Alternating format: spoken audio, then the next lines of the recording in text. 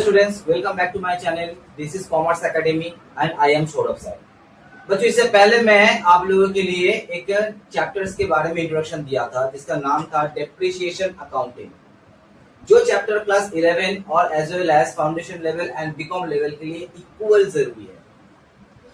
उस कॉन्सेप्ट में हमने आप लोगों को क्लियर करवाए थे कि डेप्रिसिएशन क्या होता है, उसका अकाउंटिंग ट्रीटमेंट कैसे दिया जाता है।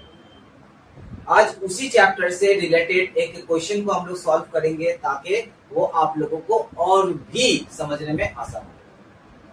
लेकिन इससे पहले मैं बताना चाहता हूँ कि अगर आप लोगों को हमारा ये चैनल का वीडियोस अच्छा लग रहा है, पसंद आ रहा है, समझ में आ रहा है, तो इस चैनल को सब्सक्राइब जरूर से कीजिएगा और तो और वीडियोस में कमेंट और लाइक को भी आप दीजिएगा। इससे हमें इंस्पिरेशन मिलता रहेगा आप लोगों के लिए नया नया टॉपिक के बारे में, नया नया चैप्टर्स के बारे में हम लोग वीडियो लाते रहेंगे। तो देखो बच्चों, क्वेश्चन जो है आपके स्क्रीन में दिया हुआ है, जिसमें कहा जा रहा है कि B company limited purchase the machinery as follows. ठीक है, तो उसमें देखो अलग अलग डेट में अलग अलग परचेज हुआ है। एक 1 अप्रैल 2019 में परचेज हुआ है, एक 1 अक्टूबर 2019 में परचेज हुआ है और एक 1 जुलाई 2020 में परचेज हुआ है। पहला परचेज जो हुआ है वो 60,000 का है, दूसरा परचेज जो हो रहा है वो 40,000 का है और तीसरा परचेज जो हो रहा है वो 20,000 का है। अब उसमें कहा जा रहा है कि 1 जनवरी 2021 उसमें से हम 1/3 ऑफ द मशीन जो हमने परचेज किए थे 1 अप्रैल 19 में, यानी कि जो पहला मशीन था उसका 1/3 पोर्शन अब काम का नहीं रहा, वो ऑब्सोलेट हो गया और जिसे हम सेल कर दे रहे हैं 6,000 rupees. The machinery was to be depreciated by the fixed installment methods at the rate of 10% per annum. So the machinery account would appear in the ledger of the company for the year ended 2019, 2020 and 2021, assuming that the accounting year closed 31st December every year. तो depreciation हमें कितने साल के लिए बनाने के लिए कहा गया है? 2019, 2020 और 2021। और मेथड हमारा कौन सा है? मेथड है हमारा स्टेटमेंट। तो मैं बताना चाहता हूं आप लोगों को कि क्वेश्चन आपको दो तरीके से थ्रो कर सकता है।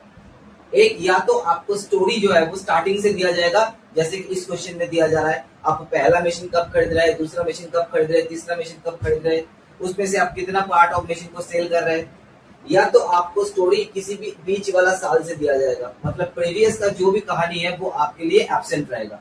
आपको कहा जाएगा कि मशीनरी का बैलेंस जो है आज की डेट में इतना है, जिसमें से हम कोई भी मशीन को सेल करने वाले हैं। तो ठीक है, आज हम लोगों के पास जो क्वेश्चन आया जिसमें हमें स्टोरी स्टार्टिंग से दिया गया है और हमें यहाँ पे कहा गया है कि आपको टोटल 3 साल का लेजर ड्रॉ है। तो सॉल्यूशन कैसे आएगा इसका? जो इन द बुक्स है,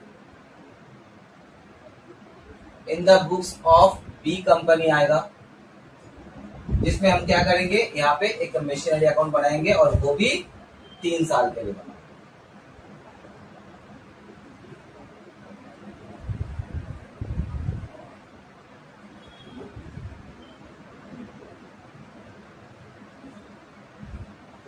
machinery account,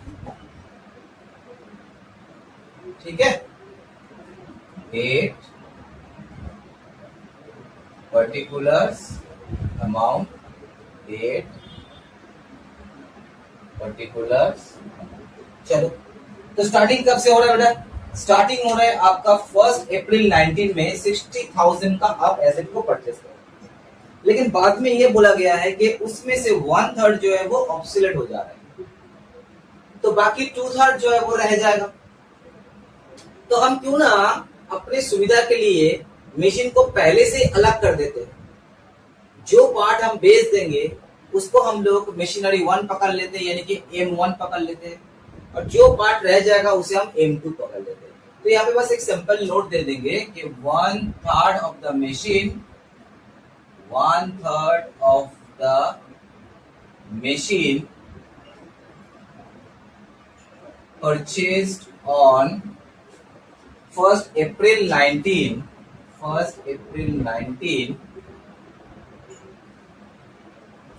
considered M1, so rest of the machine consider M2। तो क्या है ना, टीचर को भी समझने में इजी रहेगा कि आपने M1 और M2 को कहां से फाइंड आउट कर लिए, क्योंकि आप टोटल खरीद रहे हैं 60,000 का मशीन। 60,000 में 1/3 जो है वो बाद में आप बेचने वाले हो, यानी कि 20,000 और 40,000 का रेशियो हो जा रहा है। तो हम पहले से इसको अलग कर देते हैं ताकि हम लोगों को वर्किंग्स में सुविधा। तो अच्छा, यहाँ पे अकाउंटिंग ईयर कब खत्म हो रहा है? 31 दिसंबर को। अकाउंटिंग ईयर के बारे में हमें थोड़ा सा गौर करना पड़ेगा कि हम लोगों का अकाउंटिंग ईयर कब खत्म हो रहा है, क्योंकि डेप्रिसिएशन जो है उसी के हिसाब से कैलकुलेट होगा। तो 1 अप्रैल 1419, थोड़ा सा इसको चौड़ा कर देते हैं तो यहाँ पे लिखने में दिक्कत हो जाएगा।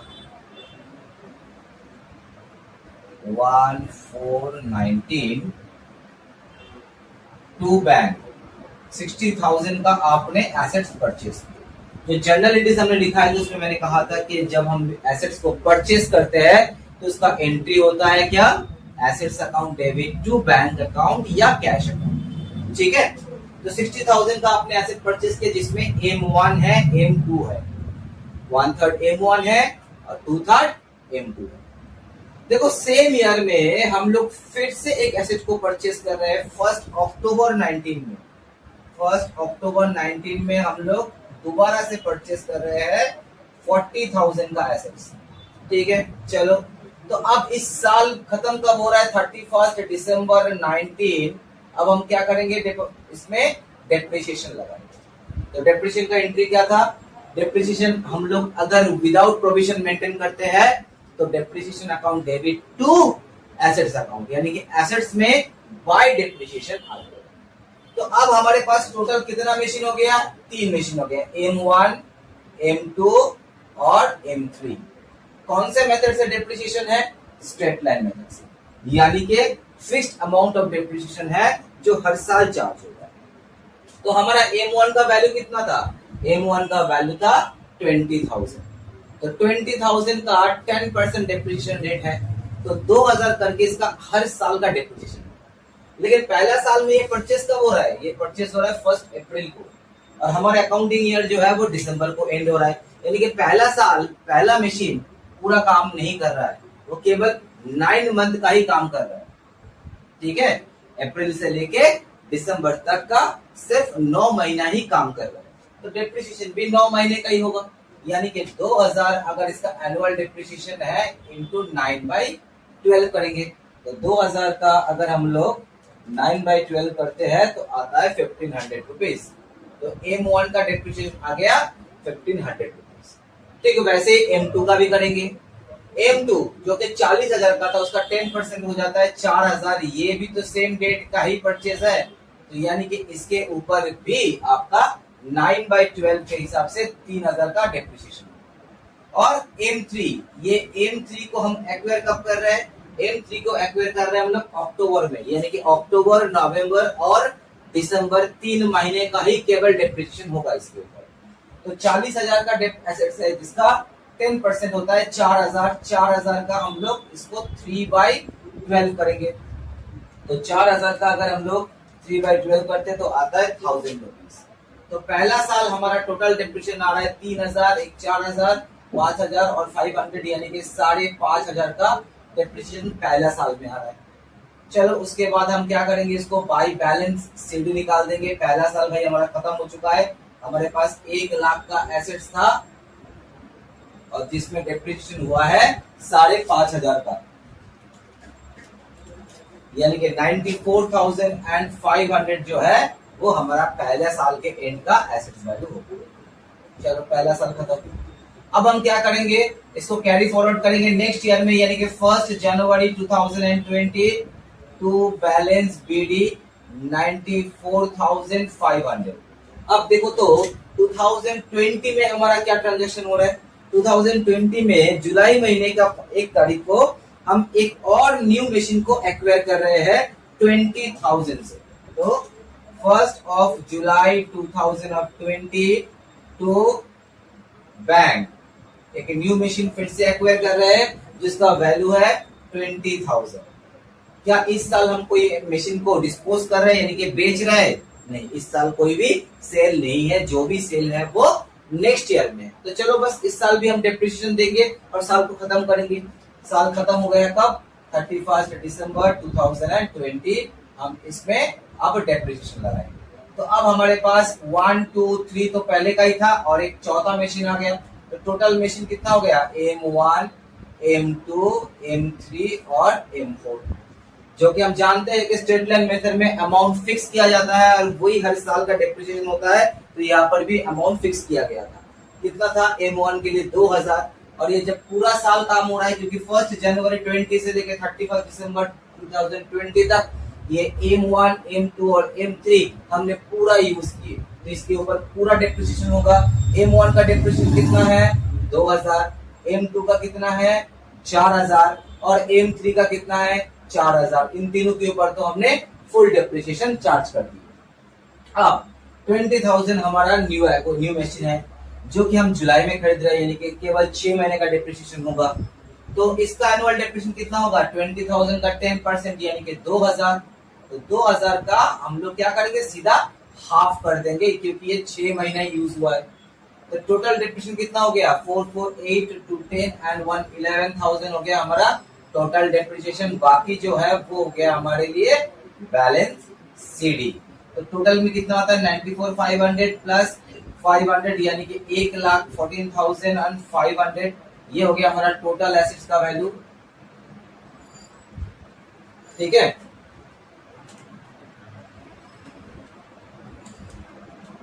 और जिसमें से हम 11,000 का डेप्रिसिएशन माइनस कर दे रहे हैं, तो 103500 103500। ठीक है, 1,03,500। ये हो गया हमारा दूसरे साल के एंड में टोटल एसेट्स का वैल्यू। अब आ रहा है हम लोग लास्ट ईयर, जिसमें सबसे पहले हम क्या करेंगे बच्चों? सबसे पहले इस बैलेंस सीडीज को कन्वर्ट करेंगे बैलेंस बीडी में, यानी कि 1/1/2021 हमारे पास टू बैलेंस बीडी जो है वो है 1,03,500। अब इस साल हमने क्या किया? देखो, इस साल हमारे पास कोई नया एडिशन नहीं हो रहा है, लेकिन एक एसेट सेल हो रहा है। ये कब सेल हो रहा है? On the first day of the year, यानी कि 1 जनवरी 21 को ही ये 6,000 में बिक्री हो जा रहा है। तो क्या ये जो M1 बिक्री हो रहा है, क्या इस साल उसका कोई भी यूटिलिटी हुआ है, कोई भी यूजेस हुआ है? अगर हुआ होगा तो पहले उसका डेप्रिसिएशन देंगे, फिर इसको बेचेंगे। नहीं, इसका डेप्रिसिएशन इस साल के लिए 0 है, क्योंकि साल के पहले डेट में ही इसे बेचा जा रहा है। तो अगर हम लोग को क्वेश्चन ऐसा दिया जाता है कि भाई 3 महीना इस्तेमाल हो रहा है उसके बाद बेचा जा रहा है, तो पहले हम उसी M1 के ऊपर 3 महीने का डेप्रिसिएशन देते और फिर इसको बेचते। ठीक है, तो फिलहाल ऐसा है नहीं। तो अब क्या करेंगे? हम लोग इसको सीधा बेच देंगे। तब 1 जनवरी 21 में बाय बैंक इसको बेच रहे कितने में? 6,000 में। तो भाई इसको बेच के हमारे पास प्रॉफिट हो रहा है कि लॉस हो रहा है, ये कैसे पता करेंगे? एक छोटा सा वर्किंग बनाएंगे। उसमें हम क्या करेंगे? यहाँ पे क्या लिखेंगे हम? WDV of M1 as on 1 January 21, जिस दिन हम बेच रहे हैं उस दिन M1 का WDV कितना है? रिटर्न डाउन वैल्यू कितना है? इसको खरीदे थे हमने कितने में? इसको खरीदे थे हमने 20,000 में। ठीक है, जिससे हम लोग माइनस कर देंगे अप टू डेट का डेप्रिसिएशन। तो देखो, M1 में पहला साल का डेप्रिसिएशन कितना था? 1,500। दूसरा साल का डेप्रिसिएशन कितना था? 2,000। यानी कि इस मशीन के ऊपर अप टू डेट हमने 3,500 का डेप्रिसिएशन डाल दिया। तो 20,000 माइनस 3,500 यानी कि 16,500 हो जाता है इसका वैल्यू। इसका वैल्यू अब बन जाता है 16,500, जिसको हम लोग सेल कर रहे हैं कितना में? लेस सेल प्रोसीड्स सेल कर रहे हैं हम लोग 6,000 में। तो यानी कि 10,500 हमारे लिए क्या हो जा रहा है? लॉस हो जा रहा है। इसको एक काम करते हैं, थोड़ा सा नीचे करते हैं, थोड़ा सा नीचे करते हैं। ये 20,000 में खरीदा गया है, जिससे माइनस हो जा रहा है पहला साल का डेप्रिसिएशन 1,500, दूसरा साल का डेप्रिसिएशन 2,000, यानी कि इसका वैल्यू हो जा रहा है 16,500। इससे लेस कर देंगे सेल प्रोसीड्स 6000, तो 10,500 हमारे लिए हो जा रहा है लॉस ऑन सेल। तो चलो लॉस हो रहा है सेल करके, इतना तो समझ में आ गया। तो लॉस होगा तो उसको कहाँ पे लाएंगे हम लोग, उसको क्रेडिट साइड में लाएंगे बाय पीएल अकाउंट बोल के 10,500, क्योंकि जनरल एंट्रीज क्या था, जनरल एंट्रीज ये था जब भी हम एसेट को बेच रहे हैं तो हमारे बैंक अकाउंट डेबिट हो रहा है, profit and loss account debit हो रहा है टू मशीनरी अकाउंट, यानी कि मशीनरी अकाउंट में by bank by profit and loss. ठीक है, तो ये हमारा पहला मशीन जो है ये चलता बन गया, खत्म हो गया। तो अब इसमें से अगर M1 को हम निकाल देते हैं तो बचता है M2 और M3 और M4। तो ये जो तीन मशीन रह जाएगा वो पूरा साल तक चलेगा, यानी कि 31 दिसंबर 2021 में हम क्या करेंगे, बाकी एसेट्स के ऊपर डेप्रिसिएशन लगाएंगे। बाकी एसेट बोले तो M2, M3 और M4। तो M2 का डेप्रिसिएशन कितना है, फिक्स किया गया है कि भाई 4,000 होगा। M3 का डेप्रिसिएशन कितना फिक्स किया गया है, ये भी 4,000 होगा। और M4 का डेप्रिसिएशन कितना फिक्स किया गया है, ये 2,000। तो यानी कि टोटल 10,000 का डेप्रिसिएशन हो जाएगा साल के एंड में। उसके बाद क्या करेंगे, बाकी का हम क्या बैलेंस सीडीज निकाल देंगे। तो टोटल में आ रहा है 1,03,500 दोनों साइड में, जिसमें से माइनस हो जाएगा 1,03,500 माइनस 16,500 पहला मशीन चला गया, उसमें से 10,000 और चला जाता है, तो 77,000 का रह जाता है हमारे पास बैलेंस, जिसमें M2, M3 और M4 ये तीनों आइटम है। तो होपफुली आप लोगों को ये समझ में आ चुका होगा, कॉन्सेप्ट बहुत इजी है इसका। ठीक है, अगर ये मेथड WDVM होता SLM की जगह में, अगर ये मेथड WDVM से दिया जाता तो बस सेम टेक्निक होता, सेम टाइप्स होता, बस चेंजेस कहाँ पे आता, चेंजेस यहाँ पे डेप्रिसिएशन में आ जाता, डेप्रिसिएशन का जो वैल्यू है उसमें आ जाता। यहाँ पे हमने फिक्स्ड अमाउंट को एवरी ईयर चार्ज किया है subject to the number of month of uses. लेकिन अगर ये WDVM होता तो आपको क्या करना था, सीधा हम यहाँ पे आपको समझा देते हैं। जैसे मान लो कि पहला मशीन के ऊपर कितना चार्ज हुआ, 1,500 रुपया का डेप्रिसिएशन पहला साल चार्ज हुआ। दूसरे साल में आपने क्या किया, 2,000 चार्ज किए। क्यों, क्योंकि इसका वैल्यू जो था 20,000 था, जिसका 10% 2,000 होता है फिक्स्ड अमाउंट, तो आपने यहाँ पे 2,000 लिखे। लेकिन यही अगर WDVM मेथड होता तो आप क्या करते, 20,000 से ये 1,500 माइनस कर देते। 20,000 इसका वैल्यू था, जिससे अब ये 1,500 लास्ट ईयर का डेप्रिसिएशन कितना है 1,500 रुपीज माइनस करके जो वैल्यू आता उसके ऊपर आप 10% निकाल दो। बस यही फर्क है। SLM मेथड में आपका अमाउंट फिक्स रहता है, ठीक है, और वही हर साल चार्ज होता है subject to the number of month of use. जितना महीने के लिए आप यूज करोगे उतना मंथ का आप डेप्रिसिएशन दोगे, चाहे जो भी मेथड क्यों ना हो, SLM हो WDVM हो, जो भी मेथड क्यों ना हो। ठीक है, बस SLM और WDVM में फर्क यही आएगा कि SLM में फिक्स्ड अमाउंट को आप लोगे और WDVM को आप पिछले साल का डेप्रिसिएशन माइनस करके जो बैलेंस सीडी आता है, यानी कि जो WD वैल्यू आता है उसके ऊपर नेक्स्ट ईयर का डेप्रिसिएशन को चार्ज करोगे। बाकी कॉन्सेप्ट आपका सेम ही है। ठीक है, तो आज के लिए ये वीडियो आप लोगों के लिए यही पर है। आपको अगर ये वीडियो समझ में आ रहा होगा तो ये इस वीडियो के ऊपर आप कमेंट जरूर कीजिएगा, और तो और अगर आपको और भी कुछ जानकारी चाहिए तो दिए हुए नंबर में आप कॉल कीजिएगा। ठीक है, नया वीडियो जो है बहुत जल्दी आपके सामने आने वाला है।